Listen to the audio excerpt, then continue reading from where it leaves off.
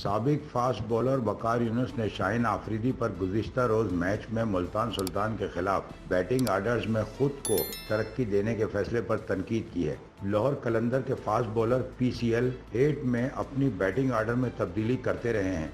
वकार यूनुस का यह भी कहना था कि शाहीन का इस तरह के अहम मैच में खुद को प्रमोट करने का फैसला मुनासिब नहीं था, जबकि टीम के अहम बैटर्स मौजूद हैं। इन्होंने कहा कि शाहीन को अपनी जगह सिकंदर रजा और दीगर बैटर्स को भेजना चाहिए था। वकार यूनुस ने कहा कि अगर शाहीन आफरीदी की जगह किसी और को नई गेंद दे दी जाए तो वो कैसा महसूस करेंगे।